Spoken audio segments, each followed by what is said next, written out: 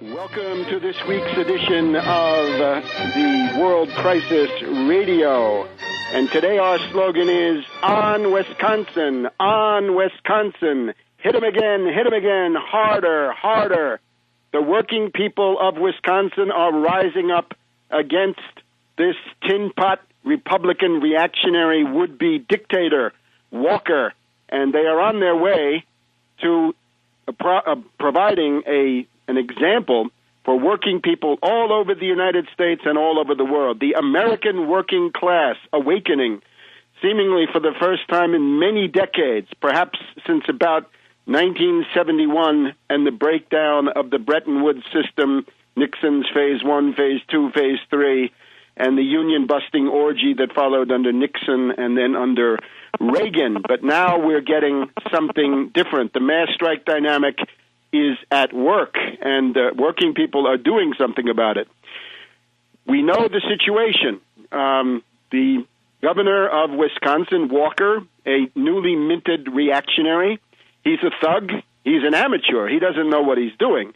He comes out and says, I'm going to cut your benefits. I'm going to basically cut your wages by rerouting that money into pension programs and other health care benefits and so forth. I'm going to cut your wages. And this was already bad enough. But then, like the fool he is, he went further and said, I'm also going to permanently take away your collective bargaining rights. Those rights that American working people have been fighting for the best part of 2 centuries. This reactionary, nothing conservative about him. In 5 days, he wants to roll back a century of labor history in Wisconsin. He doesn't care about traditions. He doesn't care about organic change. He's a right-wing radical, a right-wing extremist, and it's time for him to be impeached, for him to be indicted, for him to be recalled, or otherwise ousted at the first opportunity. But he went too far. We notice that there have been strikebreakers in the land, right? Scabbing is nothing new. The strikebreaker in chief, of course, is Obama. Obama has been doing his work of strikebreaking against the teachers' union, as we've repeatedly covered on this program, with the help of Arne Duncan, the Secretary of Education. But here we're dealing with a gradual process. We're dealing with something that it's like the slow action of a boa constrictor, not the immediate fall of the blade of the guillotine.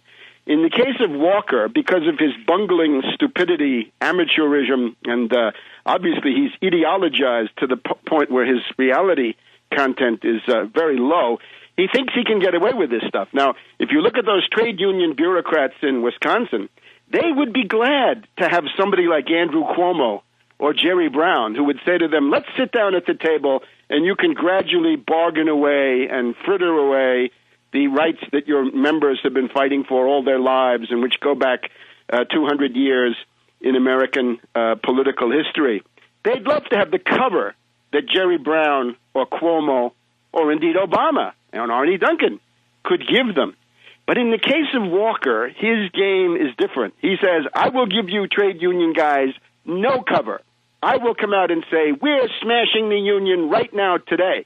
Now, this guy apparently ran as some kind of a compassionate conservative, somebody who claimed to be a uniter, not a divider. And we had the editor of the local paper there in Madison, Wisconsin, on the television yesterday saying this was really a surprise to people because he didn't say, I am a ferocious union buster, I am the king of the scabs, I will break the union, I will leave you nothing but your eyes to cry with, I will strip you of all of your rights. No, he didn't do that. So therefore it comes to some degree as a surprise. Now, of course, this same Walker had just voted about $120 million in budget cuts and corporate welfare for fat cat corporations, his political backers and supporters. And then he turns around and he says, and now that I've created this deficit, I'm going to gouge it out of the hide of working people. So therefore, the firemen and the policemen were partially exempted, the prison workers not, and of course the teachers, the government office employees, the government bureaucrats also not exempted. So he's in effect forced them to fight. He has backed the U.S. labor movement into a corner where it really has no choice but to fight. If you don't fight under these conditions, then you might as well take your retirement in Miami Beach or wherever it is and get out of town. Now, we're told that as we record the program here, on the 18th of February, a little bit after 1 o'clock Eastern Time, that Rich Trumka, the head of the AFL-CIO, is now visiting Madison, Wisconsin. And we put out a call to Rich.